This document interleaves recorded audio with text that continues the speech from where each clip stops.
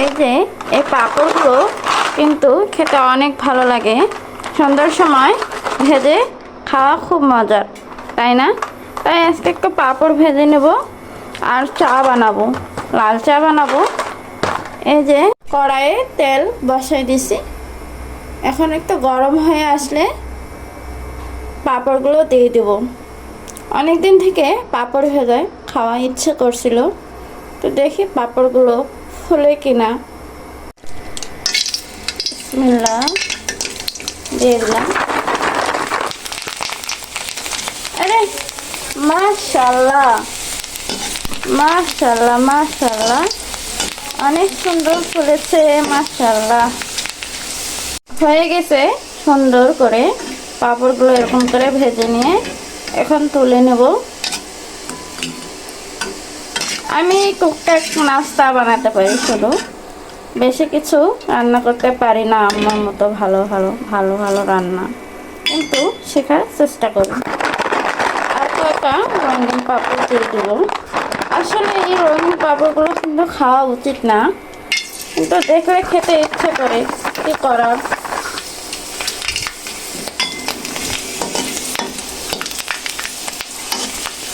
যে কত সুন্দর ফুলতেছে, রোদে দিলে আরো ফুলবে। রোদে শুকিয়ে একদম পরে যদি ভাজা যায় তেলের মধ্যে, তাহলে অনেক সুন্দর ফুলে ওঠে।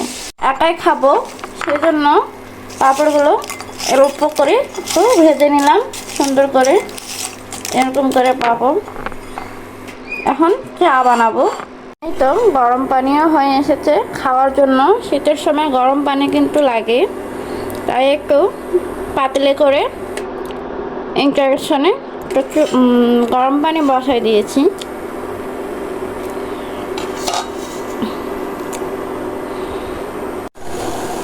সন্ধ্যায় চা না হলে একটু ভালো লাগে না, তাই একটু চা বানিয়ে নিলাম। এখানে আদা তেজপাতা একটু দিয়েছি আর সামান্য একটু লবণ দিয়েছি।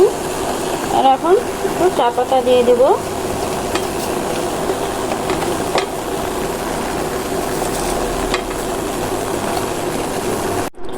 দিয়ে দিলাম।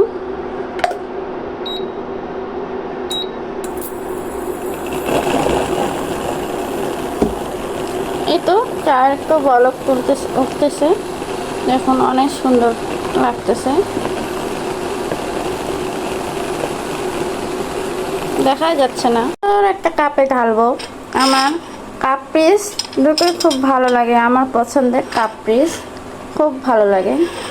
চামচটা অনেক সুন্দর লাগে। ঢালবো, একটু পড়বে না।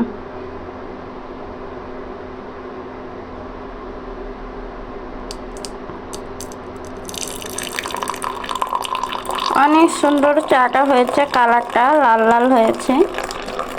আমি এভাবেই চা খেতে অভ্যস্ত, ভালো লাগে। চাটা না খেলে আমার মাথা ব্যথা কেন জানি সেরে যায় না। তো এই তো আমার চা হয়ে গেল। একটু চিনি দিয়ে দিলাম। চিনি খাই না, তবু একটু আজকে একটু চিনি দিয়ে দিলাম চায়ে। লেবু দিলে একটু ভালো হতো।